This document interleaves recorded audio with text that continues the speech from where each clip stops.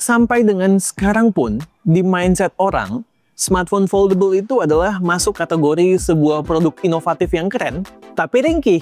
Nah, Huawei dengan Huawei Mate X6 hadir untuk mendobrak mindset ini.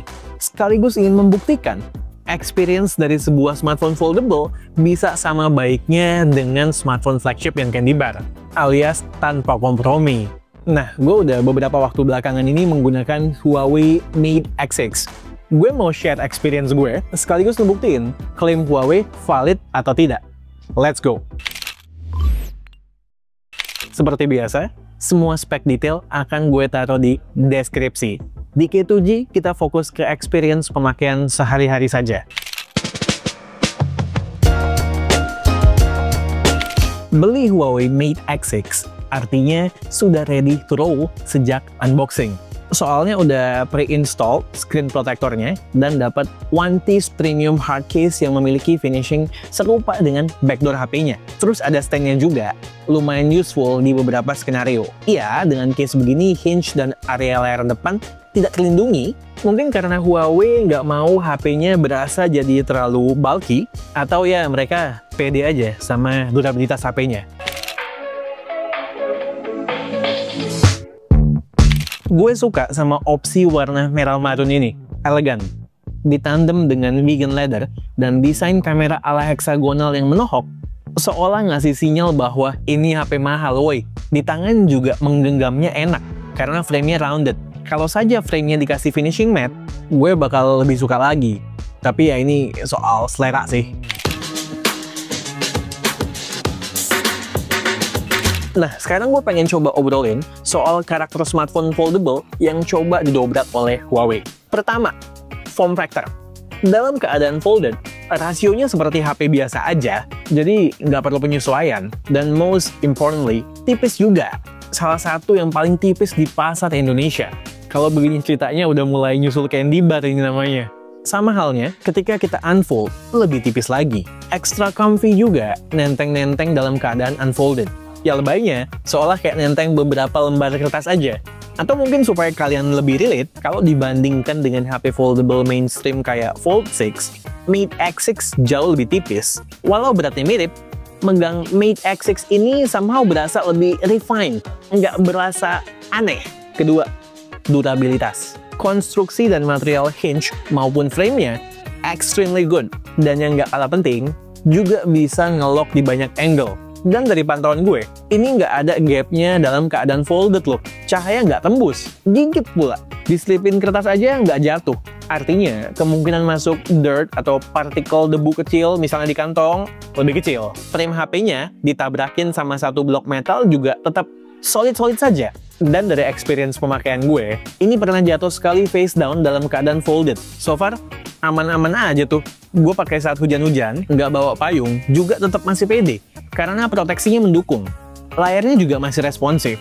Bahkan kalau mau direndam, juga masih bisa. Cuman ya, gue lagi nggak sekurang kerjaan itu ya. Kemudian, layar dalamnya juga diklaim durable. Karena penggunaan materialnya yang spesial. Spesial karetnya 2, kayak nasi goreng. Gue udah ngebuktiin sendiri waktu diundang ke KL. Ada motor 150 kilo yang digantung di plate inner screen-nya. Lagi-lagi, kuat-kuat aja tuh. Intinya sih, kombinasi dari durability test dan juga material yang dipakai, tujuannya untuk nge-boost rasa nyaman dan pede kita saat menggunakan Huawei Mate X6. Terlebih infonya, buat yang beli Huawei Mate X6 ini, bakal dapat ekstra garansi 1 tahun. Dalam artian, di tahun pertama, dapat garansi pergantian layar dalam maupun luar diakibatkan karena kerusakan. Dan selama 2 tahun, mendapatkan 2 kali gratis pergantian screen protector untuk layar bagian dalam. Kan banyak ya, kasusnya screen protector bagian dalam layar HP foldable sering angkat setelah pemakaian berapa lama. Nah, solusinya dikasih nih. Dan yang nggak kalah penting, semua garansi yang gue sebutkan ini bisa diklaim di daerah Asia Pasifik. Tidak cuman Indonesia. Bonus yang menarik, ditambah buat garansi Indonesianya ke bagian Huawei VIP Service, free yang terjemput atau layanan pos. Ketiga, kamera. Kamera utamanya punya dynamic aperture kayak di flagship candy bar Huawei. Di mode Pro bisa kita pilih, tapi kalau di auto tergantung sikon cahaya. Gue seringan dapetnya f1.4, 2, atau 4. Di situasi kondisi good light, jepretannya point and shoot, skin tone, dynamic range, dan warna scene on point semua. Dan enaknya karena foldable, bisa selfiean dengan main camera.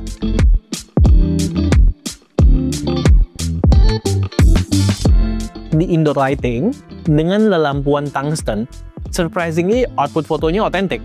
Shadow maupun overall scene nggak dimbus, sharpness-nya baik, nggak overprocessed. Gue rasa ini efek dari ultra chroma sensor yang bisa memproses warna jadi lebih real. Lihat aja hasil jepretan meja kayu menggunakan Mate X6 dan iPhone 16 Pro Max.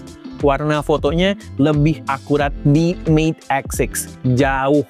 Tapi memang, kalau udah seremang kabin pesawat di malam hari, sharpness-nya mulai turun. Udah malam, dengan penerangan lampu jalan, sharpness mulai menurun. Tapi masih bagus-bagus aja. Cuman ya nggak senatural di sikon lain. Dan kadang misprocessingnya kick in. Baru deh annoying di situ. Semakin low light, jadi soft dan glowing approach-nya. Kalau bukan orang sih masih bagus ya. Di backlight, surprisingly masih bagus. Kayak jepretan gue di Joule Rain Vortex. Apa coba yang mau gue komplain dari sini? Kalau memang udah ekstrim banget backlight-nya, palingan sharpness-nya mulai menurun, tapi dynamic range dan clarity objeknya masih decent banget. Yang menurut gue lebih seru lagi adalah lensa periskopnya. Gue rasa ini lensa periskop terbaik yang pernah gue coba di HP foldable. Outputnya nggak kalah bagus sama lensa utamanya. Asli asik banget. Sampai malam juga masih oke, selama masih ada sumber cahaya yang cukup. Sampai 10x pun, jepretannya masih oke selama makainya di outdoor.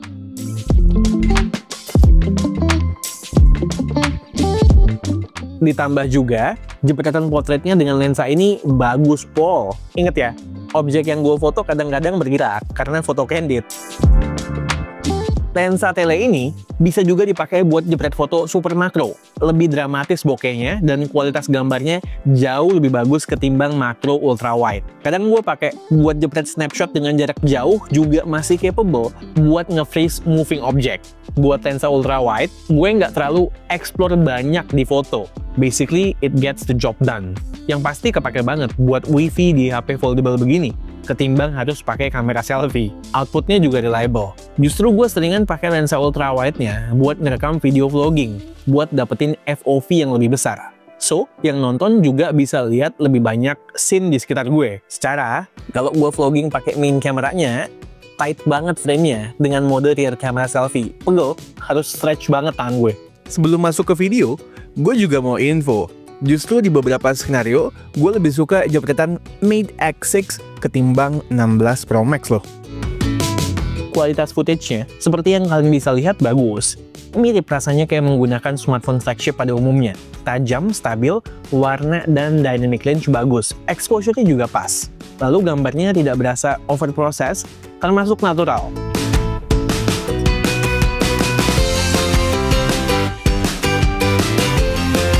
Dipakai di sikon low light baru lampuan juga masih reliable. Dengan catatan, nggak usah di pixel peep. Lalu, bisa switching antar lensa juga. Di resolusi 4K 60fps, walau nggak smooth ya proses ganti lensanya. Cuman dari sisi kualitas videonya ya cukup konsisten. Kekurangan yang obvious dari sisi video, kalau kelamaan pakai kamera di outdoor saat trik, suhu HP pasti naik. Akibatnya frame rate video nggak stabil, jadi nggak berasa smooth. Kekurangan lain, kalau suhu HP naik dan panas pas ngegas kamera, bakalan muncul warning untuk ngasih tahu beberapa fitur di disable dulu, perlu cooling down. Dan sama kayak Pura 70 Ultra, processing image-nya nggak instan ya, harus sabar nunggu. Ini relevansinya ke processing power juga.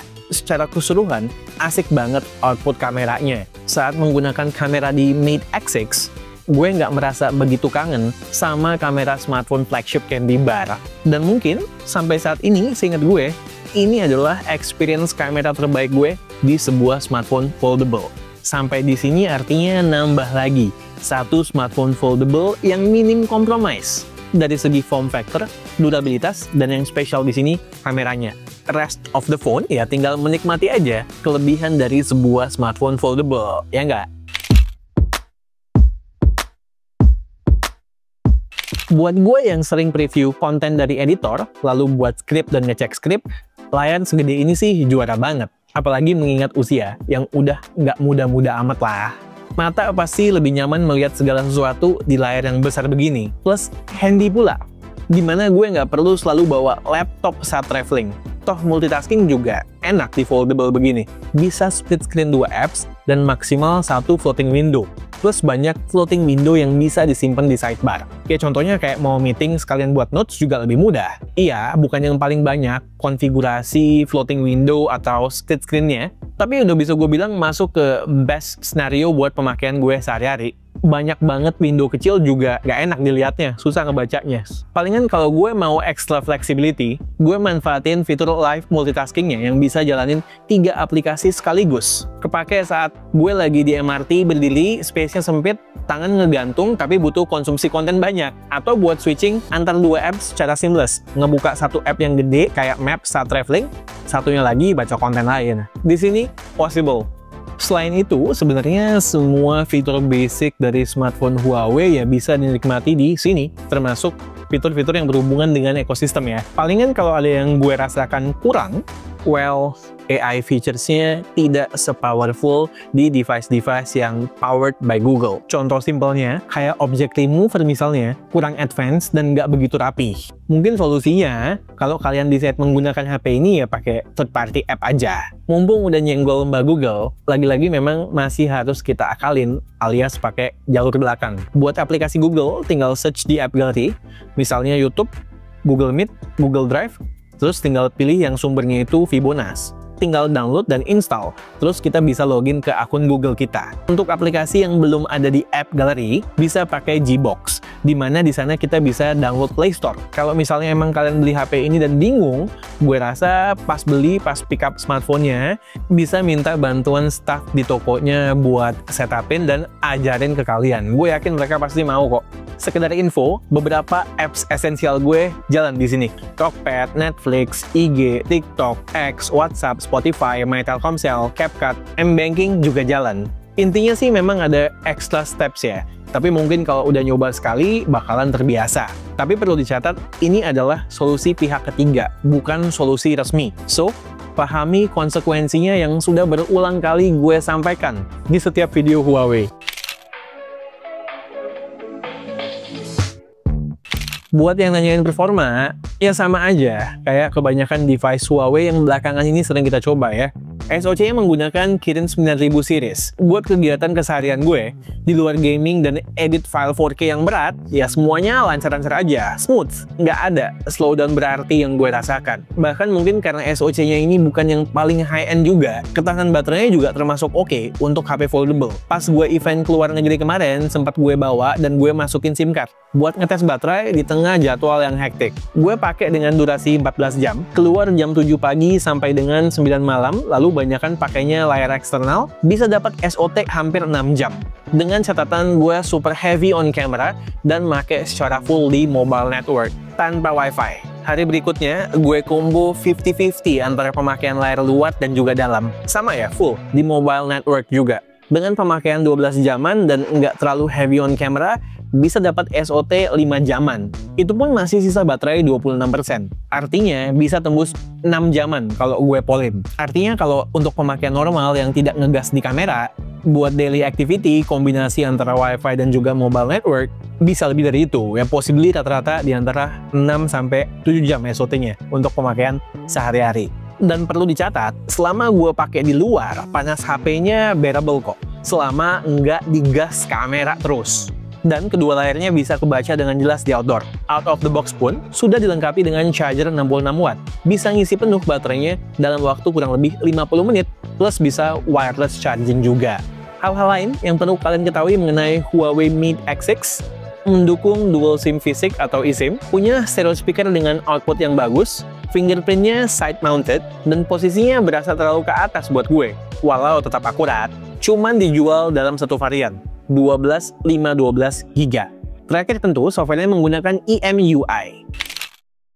Oke, Huawei Mate X6. Foldable Huawei yang experience pemakaiannya buat gue secara personal sangat enjoyable. Yang paling gue suka, pede makanya, nggak dak-dik-duk. Dari sisi software, gue suka sama fitur live multitaskingnya. Kece. Dan yang paling top, kameranya lebih bagus dari kebanyakan HP foldable yang pernah gue coba. Bahkan bisa bersaing dengan kamera HP flagship Candy Bar yang premium. Kekurangannya ya seperti biasa. Untuk Google Apps, belum tersedia secara native. So, be wise, final decision ada di tangan kalian. Lalu secara angka, memang performanya kurang bersaing. Secara keseluruhan, Huawei Mate X6 adalah HP foldable yang bagus dan sesuai dengan klaimnya. Harganya 25 jutaan. Berasa tinggi? Makanya, selama periode promo, Huawei ngasih bonus Huawei Watch GT5 terbaru seharga 4 jutaan. Belum lagi kalau kita ngitung bonus garansi yang dikasih pas di fase promo di awal.